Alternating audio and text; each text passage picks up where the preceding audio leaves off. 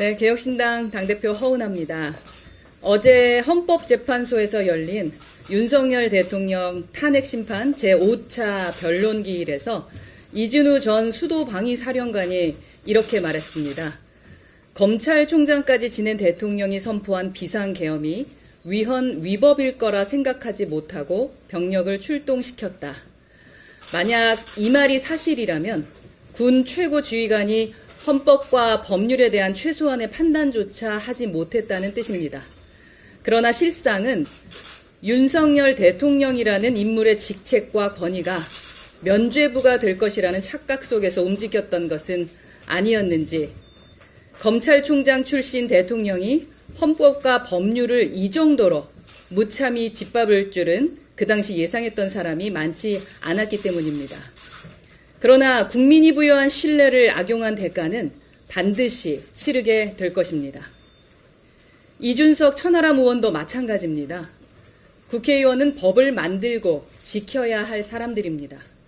그러나 이들은 그 위치를 이용해 국민과 당원의 신뢰를 배신하고 있는 건 아닌지 반성하셔야 합니다. 많은 당원이 이준석 의원은 3천만 원만 가지고 전당대회를 치렀을 정도로 알뜰한 사람이니 당 운영도 성실하게 했을 것이다 라고 생각했습니다. 천하람 의원은 법률가 출신이니 법과 질서를 존중했을 것이라는 기대도 있었습니다. 그러나 이러한 신뢰를 그들은 악용해 오히려 저에게 허은하 대표가 당 예산을 허투루 쓰고 당을 사유화했다라는 거짓 프레임을 씌웠습니다. 국회의원이 법과 원칙을 무시하고 거짓 프레임을 조작해 당을 운영한다면 과연 그들이 대한민국의 법치와 민주주의를 지킬 수 있겠습니까? 어제 중앙선거관리위원회 정치자금조사과에 공익제보 문서를 저희가 제출했습니다. 국회의원이면서 법을 위반했다면 이는 단순한 당 내부 문제가 아니라 국민을 기만한 행위이기 때문입니다. 선관위의 조사 결과가 나오면 누가 정말로 당을 사유화하고 예산을 허투루 썼는지 분명하게 드러날 것입니다. 그리고 그때는 마땅히 책임을 지고 사과 또한 해야 할 것입니다. 저는 지금까지 근거 없는 비방과 악의적인 공격에도 인내해 왔습니다. 그것이 30대와 40대가 중심인 정당에서 어른으로서 보여야 할 태도라고 생각했기 때문입니다.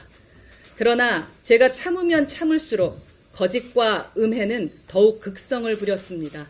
이제는 대응하지 않을 수 없는 지경에 이르렀기에 이렇게 진행하고 있다라는 말씀드립니다. 이번 선관위 제보는 마지막 경고입니다. 법을 만드는 국회의원이 법을 위반하고 거짓 프레임을 조작하며 정당 민주주의를 훼손하는 행위에 대해 반드시 책임을 물을 것입니다. 국민과 당원을 속이면서까지 개인의 욕심을 채우고 권력을 쥐려는 행태는 더 이상 용납될 수 없습니다. 개혁신당은 거짓과 조작을 넘어 투명하고 공정한 정당 민주주의를 만들어 갈 것입니다. 이제 정치도 신뢰를 기반으로 바로 세워야 합니다. 국민 앞에서 부끄럽지 않은 정치, 책임 있는 정치를 하겠습니다. 이상입니다. 예, 다음은